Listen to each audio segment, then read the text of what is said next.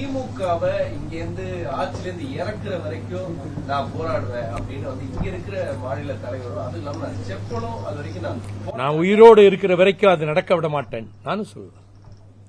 அம்மாதிரி இந்த அரசை கவிழ்க்கவோ இந்த அரசை கட்சியை தேர்தலில் தோற்கடிக்கவோ முடியாத வகையில் நானும் எங்கள் தோழர்களும் கடுமையாக போராடுவோம். எதிர்ப்பு என்பது மிகச் சிறிய அளவிலே தான் இருக்கிறது. அதை பெரிதுபடுத்துகிறார்கள். இவங்க யாரு எந்த கட்சி ஆரம்பிச்சாலும் சரி, எந்த கூட்டணி வச்சாலும் சரி, திமுக அணியை தோற்கடிக்க முடியாது. வைகோ ஐயா அவர்கள் ஒரு காலத்தில் வெளியே வரும்போது அத்தனை மாவட்ட செயலாளர்கள் வந்தாங்க. பெரிய நெடும் பயணம் தமிழகத்தில் எடுத்திருக்கிறாங்க.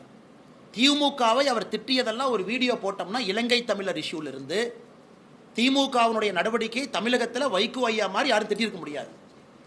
இன்னைக்கு அதே வைகோ ஐயா அவர்கள் என்ன சொல்றாங்கன்னா, நான் உயிரோடு இருக்கும் வரை தமிழகத்தில் திமுக ஆட்சி யாரும் அகற்ற விட மாட்டேன். என்னை பொறுத்தவரை வைகோ ஐயா நல்லா இருக்கணும், 150 வருஷம் வாழணும். அவர் கண் முன்னால் 2026 நாங்கள் திமுகவை இங்கிருந்து அகற்றி காட்டுகின்றோம். அதை வைகோ ஐயா பார்க்கத்தான் போறாங்க. ஆரோக்கியமான வைகோ ஐயா அதை பார்க்கணும்.